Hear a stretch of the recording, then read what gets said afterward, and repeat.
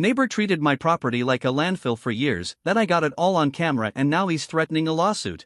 I've been stuck dealing with some nightmare neighbors for the past 3 years, and I figured I'd finally share the whole story, partly because it's a wild ride, but also to ask, what would you have done differently if you were me? Here's the background. There's this older guy living next door. His wife passed away before I even moved in. At some point after that, a bunch of younger folks from the projects, none of whom are related to him, somehow ended up moving in with him.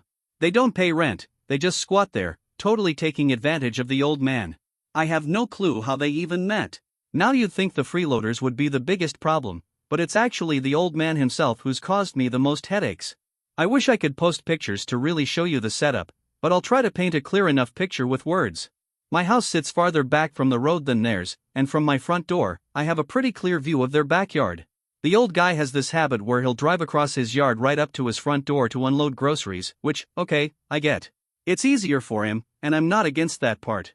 But here's where it becomes a problem. Instead of just using his own property, he drives down my driveway, cuts across my yard to do it. The dude has been tearing up my grass, leaving tire ruts, and ruining the lawn. The first time I saw him out there, I asked him very politely to stop driving through my yard. He said he would, but sure enough, he did it again. I asked him a second time, still trying to keep it civil, but nothing changed. After the third time, I was furious.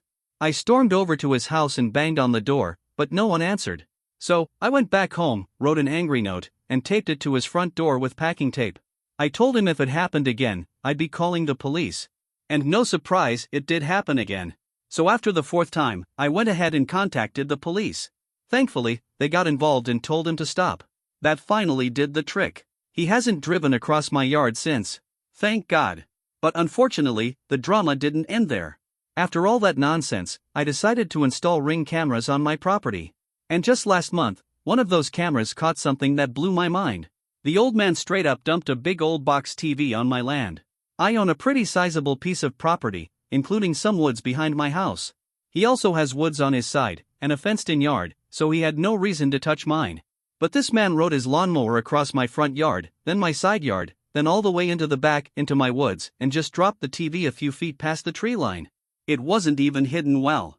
Instead of leaving it by the curb for free recycling pickup, he decided it was somehow better to dump it illegally on my land. The nerve of this guy is unreal. Of course, I took photos of the TV and pulled the Ring footage. Then I took everything straight to the police. They decided to press littering charges against him and ordered him to go back, pick it up, and dispose of it properly. They also officially trespassed him from my property. Now, if he so much as steps foot on my land again, he'll be hit with a criminal mischief charge. To top it all off, there was one morning last year when I left for work and saw about 10 police cruisers, both local and state, surrounding his house. Turns out, the younger people living with him were running a full-blown drug operation out of his place. It was a raid. They all got arrested, except for the old man. But the craziest part? They just got out of jail this month, and they're already back in the house like nothing ever happened. At this point, I'm honestly thinking about moving. The whole reason I chose this home was because of how nice the neighborhood is. It's peaceful, beautiful, and quiet except for this one garbage house ruining everything. I've talked to some of the other neighbors about the situation, and they all told me things used to be fine before the guy's wife died. But now? It's like he's slipping mentally, possibly even showing signs of dementia, and the people living with him are clearly exploiting him. So now I'm stuck with trespassers, drug dealers, and an angry old man who dumps trash on my land. Lucky me. Update 1. About a week ago, I posted about all the past issues with my neighbor driving through my yard and how I had to get the police involved to make him stop. I also mentioned the part about him dumping that old box TV on my property, again, all caught on my cameras. Well, yesterday, 2 things happened. First, I heard back from the police about the TV situation. And second, my camera caught the neighbor leaving a handwritten note on my front door, which I read when I got home from work. Let me start with what the police told me. They had been trying to reach him for a week, calling and stopping by his house multiple times to tell him he needed to come clean up the TV. He ignored all of it. Didn't pick up the phone. Didn't open the door. So the officers started doing regular patrols on our street hoping to catch him outside, and finally, they did. When they confronted him, he was furious. He tried to argue that the property where he dumped the TV was actually his, not mine.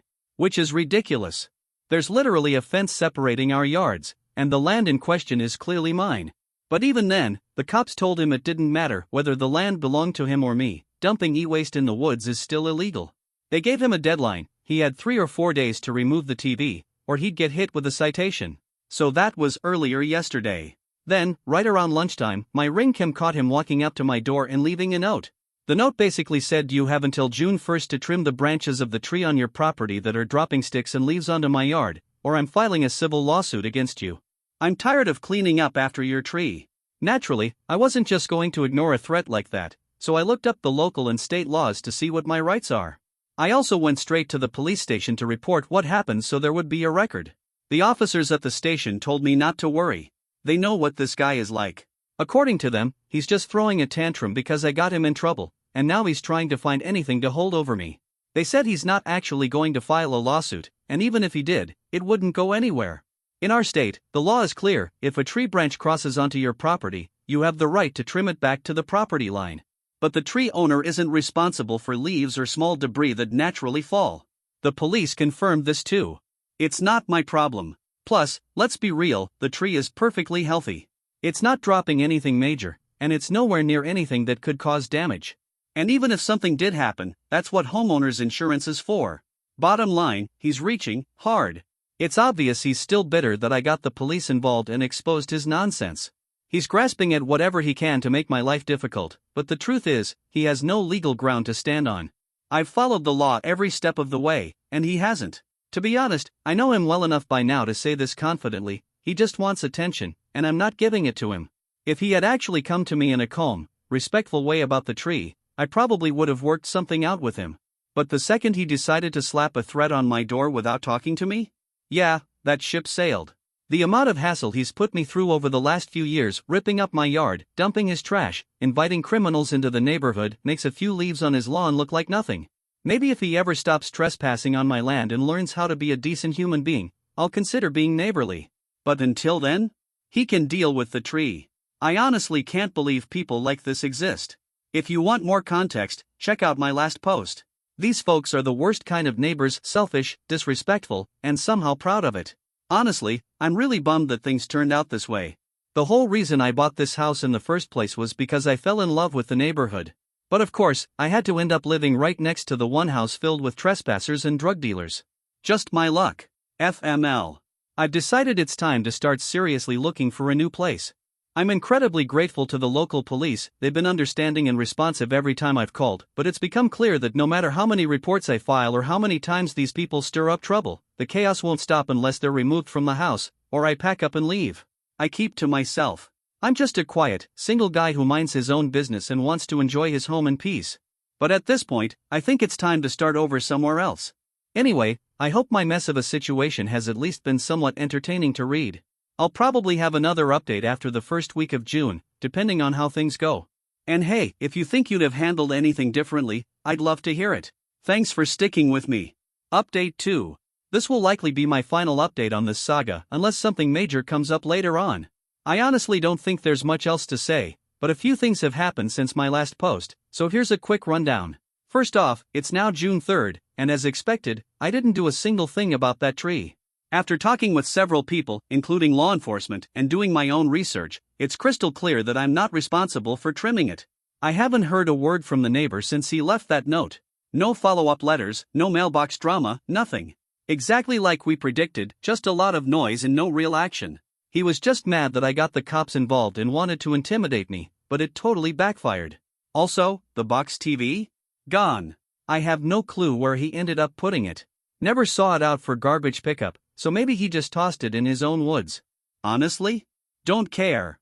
It's not on my property anymore, so it's no longer my problem. To be extra sure, I also confirmed with the police that he's still officially trespassed. They told me the moment he removed the TV was the last time he or anyone from that house was legally allowed to set foot on my land. And they made sure he understood that loud and clear. Following some advice I got from commenters on my previous post, I took another step. I went down to our township's Human Services office and spoke to someone from the Office of Aging, which is kind of like our local version of Adult Protective Services. I spent about an hour there, laying everything out. I explained the whole situation: the old man's declining mental and physical condition, the questionable people living with him, and all the red flags. I didn't hold back. I showed them the footage of him struggling to climb the steps to my porch to leave that threatening note showing how weak he's gotten. I also showed them the clip of him riding his lawnmower around like a maniac, chasing a squirrel into my yard, honestly kind of funny, but also really telling. I even gave them the footage of the police raid from last year when the drug bust went down, and every single person in that house except him was arrested. On top of that, I passed along the names of everyone staying there, courtesy of a buddy of mine on the force who's been dealing with this mess right alongside me. I made sure they had everything. Nothing left out. The woman I spoke to was very professional. She took down the whole report and passed it along to their investigation team. She told me I won't be getting any kind of update unless they need more information from me later on. So, I guess we'll just have to wait and see if it leads to anything, for his sake and mine. So, to sum it all up. Asterisk, the TV is gone. Asterisk, they're legally trespassed from my land. Asterisk, the lawsuit threats were just empty bluster. Asterisk, and nobody has driven through my yard since the police stepped in. I feel a lot better about the whole thing now. Hopefully, this is the end of the drama. But if anything else happens, you can bet I'll be back with another post. Also, I really want to say thank you to everyone who commented on my earlier posts. Your suggestions helped a ton, especially the one about reporting to the Office of Aging. That never would have crossed my mind otherwise. So, fingers crossed the old guy gets the help he clearly needs, and I finally get the peace and quiet I've been chasing for the last 3 years. Looking back, it blows my mind how all of this spiraled from something as simple as me wanting to get back at my dad for constantly opening my mail. I thought I'd be petty for a day, but instead, I ended up pulling the lid off a secret that completely blew up our family. Suddenly, it all made sense: his constant need to snoop, how defensive he got, why he was always lurking around the mailbox. He was practically exposing himself the whole time. And now, every night since the truth came out, I can hear my mom crying from her bedroom. It's like I shattered her entire world, and no matter how much I try to comfort her, it still hurts. Update 1. First off, thank you. I wrote everything out the other night while I was tipsy, just trying to vent, and I never expected this kind of kindness from total strangers. I appreciate every single person who took the time to comment. Let me clear up a couple of the questions people asked and then give a small update. 1. Was my dad using my gift money to spoil his mistress? I'm honestly 50-50 on that. When I was a kid, I'd get cards from aunts and uncles with $100 inside. My dad always handed me the cards, but I'm pretty sure he kept half the money, if not more. As I got older, the cash dropped to $20 or $40 per card, but the routine stayed the same. So yeah, it's very possible he used some of my gift money to pay for all those fancy things he was buying her. I plan to call up some of my relatives soon to get a better idea of how much they actually sent over the years. 2. How did the mistress get away with sending all those letters? She disguised them. Her letters came in envelopes labeled like they were from banks or credit card companies, pretty clever if you ask me. My mom would see them and just assume they were bills, which she never opened since she didn't handle the finances. The mistress also sent him packages, which is probably why he was so quick to tear open anything that showed up with my name on it. I don't even want to imagine what kind of stuff she was mailing him. Now for the update. It's been a few weeks since everything blew up, and I've been doing my best to be there for my mom as she deals with the legal mess and the emotional wreckage. Meanwhile, my dad's been going back and forth, apologizing 1 minute and then blaming me for ruining the family the next. He hasn't once said sorry for opening my mail. Instead, he leaves voicemails crying and saying he regrets it all and hopes I'll still see him as my dad. Honestly? I don't even know how to respond to that. So I haven't. I've just been ignoring him. My mom's been all over the place emotionally. One day she wants to forgive him, and the next she's so furious she can barely speak. I told her my personal stance: never take back a cheater. She gave him everything: love, loyalty, her whole life, and he threw it all away. That's on him, not her. Oh, and here's the kicker: the mistress was married too. Once my mom found that out, she actually reached out to the woman's husband. She sent him photos of the letters and had a long phone call where she laid out the whole affair. Turns out, the mistress's husband, let's call him Henry, was just as blindsided. He immediately filed for divorce. And now, ironically, Henry and my mom have become close friends. He's been helping her with legal stuff and just being there for her when she needs someone. Meanwhile, the mistress is furious with my dad for being careless and getting caught. But the funny thing? She's doing the exact same thing my dad is, begging for forgiveness. Apparently, she relied on Henry financially, and now that he's cut her off, she's realizing my dad can't give her the lifestyle she's used to. Just yesterday, Henry invited my mom out for lunch. They've both been emotionally drained and holed up for days, and I was glad they were getting some air. I told her to call me immediately if my dad or that woman showed up so I could come get her. Update 2, 1 year later. Hey again, it's been a full year since all of that happened, and I figured it was time to give a final update. A few months after everything calmed down, my mom sat me and my younger sister Rachel, she's 20, down and told us she was thinking about going on a date with Henry. We were thrilled. After everything they went through together, it made sense. Fast forward to now, and they've been dating for nearly a year. I've never seen my mom this happy.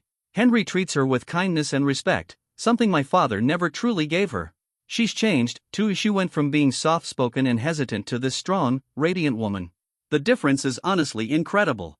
We had no idea just how much stress our dad was putting her through until he was gone. As for my father, Jerry, and his mistress, Martha, they got married pretty much immediately after my mom and Henry started seeing each other. I haven't really talked to Jerry since, except for a few texts asking how I'm doing or asking for money. Yeah, seriously. Neither of their families supported the marriage. They've been black sheep ever since. At one point, they even tried to sue for money, but the case completely fell apart in favor of my mom and Henry. I cut all contact with Jerry after one final straw. He started harassing Rachel for cash, blowing up her phone with calls and texts, even showing up at her college. It got so bad that the school dean had to have him escorted off campus. That was when our mom got a harassment protection order. Now, Jerry's not allowed to reach out to us unless it's for a medical emergency or a rare in-person meeting. But we haven't heard from him since. Martha, however, didn't stop. Turns out the reason Jerry was so desperate for money is because he got her pregnant. And Martha? She wants luxury. Expensive clothes, nice cars, fancy meals, the works. But Jerry can't afford any of it, so they've both been spiraling. Eventually, Martha started harassing my sister too.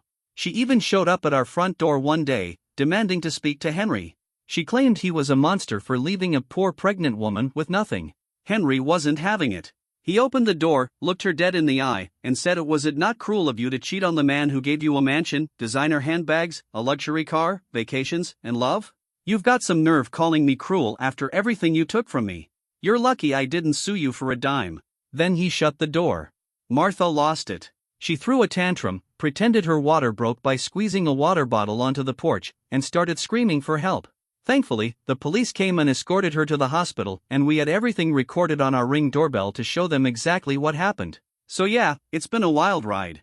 I just want to say thank you again to everyone who supported me and my family through this mess. I truly hope none of you ever have to deal with something this insane, but if you do, I hope you find the strength to stand up for yourselves like we did. That's it for now. Hopefully, for good.